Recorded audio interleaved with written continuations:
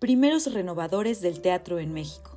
Margarita Mendoza López nació en Guadalajara, Jalisco, el 29 de enero de 1914.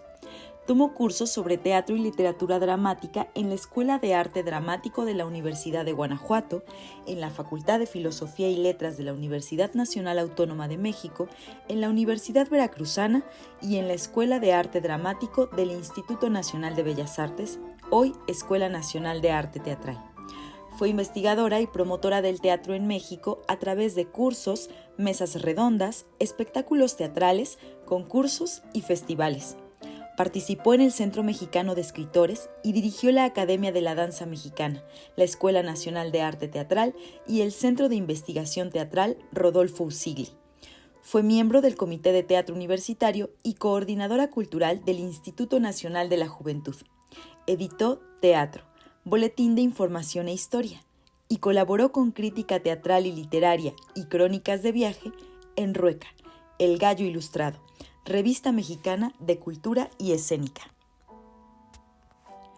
Margarita Mendoza escribe su libro Primeros renovadores del teatro en México con la intención de hacer un recuento de las innovaciones teatrales que llevaron a cabo varios jóvenes mexicanos en el lapso de 1928 a 1941 y que desligaron nuestro teatro de la anquilosada tradición española de la que se nutría desde la época de la colonia. Por esta razón, no incluye a los directores extranjeros que llegaron al país en esa época, como Sekizano, Charles Runner y Alejandro Jodorowsky, sino que toma como sujetos de la historia a Julio Jiménez Rueda, Javier Villaurrutia, Celestino Gorostiza, Julio Bracho, José de Jesús Aceves, Antonio Arce y Javier Rojas, para detallar la gestión de los grupos teatrales que crearon e impulsaron.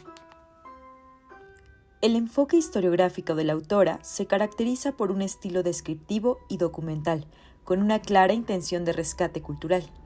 Aunque su obra no se adscribe directamente a una corriente, se puede ubicar dentro de una tendencia nacionalista y culturalista, centrada en destacar el valor artístico e identitario del teatro mexicano. Su metodología parte de los recuerdos de algunas de sus vivencias, así como de charlas y entrevistas que tuvo con los sujetos de la historia. En su análisis, toma en cuenta aspectos cronológicos y espaciales y considera relevante documentar la transformación del teatro mexicano del siglo XX.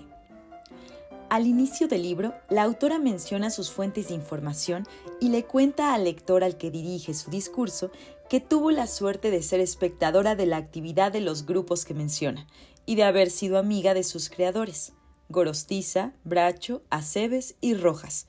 En cuanto al teatro de Ulises, no estuvo presente, pero conversaciones posteriores con Salvador Novo, Javier Villaurrutia y Gilberto Owen le dieron la clave de las intenciones que perseguían.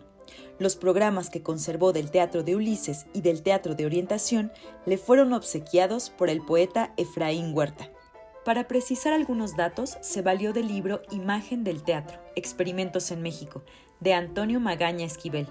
Los antecedentes que proporciona en el primer capítulo, Visión Retrospectiva, están tomados de la nómina de los teatros capitalinos y de las obras y espectáculos en ellos ofrecidos desde octubre de 1911 hasta el 30 de junio de 1961, elaborada por David N. Arce y publicada al final del quinto tomo de la tercera edición de la Reseña Histórica del Teatro en México, de Enrique de Olavarría y Ferrari, con prólogo de Salvador Novo.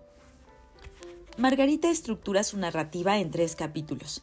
En el capítulo 1, Visión Retrospectiva, nos plantea de manera resumida el contexto político y social que atravesó México a partir de la independencia, pasando por el Porfiriato, la Revolución y la Guerra Cristera, y haciendo mención de cómo afectaron estos sucesos al teatro.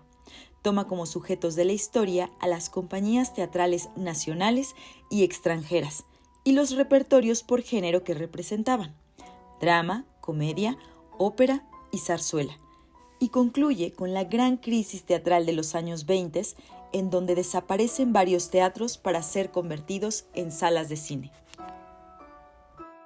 En el capítulo 2, Los experimentos teatrales, Margarita describe cómo un grupo de jóvenes intelectuales, entre los que se encontraban Salvador Novo, Javier Villaurrutia y Celestino Gorostiza, rescatan el teatro mexicano, con el propósito de romper con la tradición teatral y tomar como modelo al teatro europeo.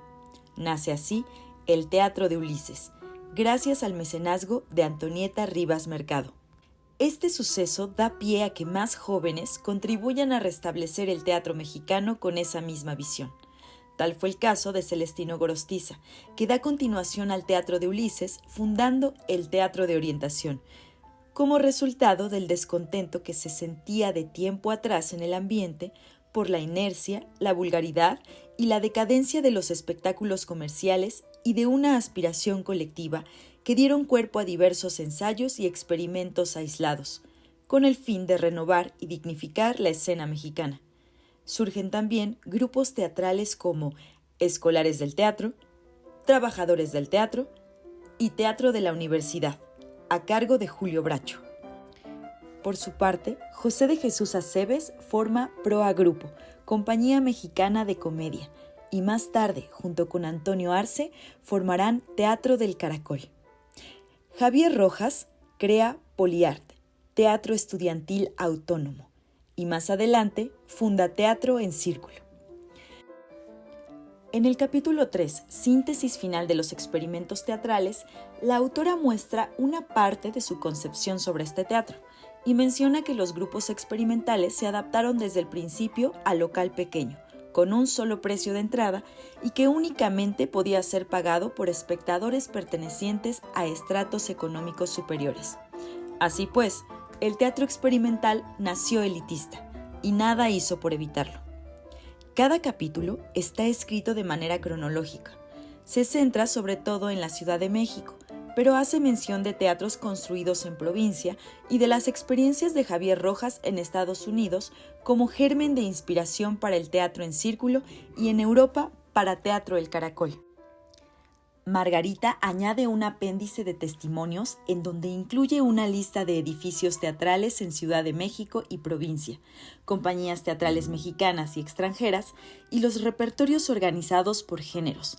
Además, añade fragmentos de una conferencia dictada por la maestra, directora y actriz Clementina Otero en la Escuela de Arte Teatral de Limba el 8 de marzo de 1982.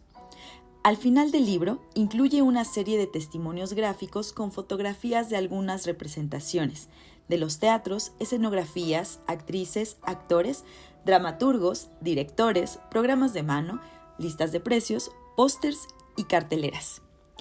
La voz de Margarita predomina en todo el discurso.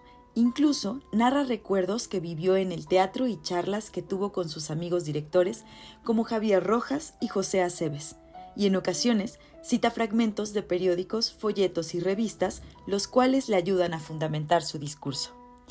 Para concluir, cierro con una cita de Clementina Otero, que muestra la concepción de este nuevo teatro que surge a partir de la profesionalización y el intelecto de un grupo de jóvenes que, si bien o mal pertenecían a la élite, marcaron un cambio de paradigma en la escena mexicana.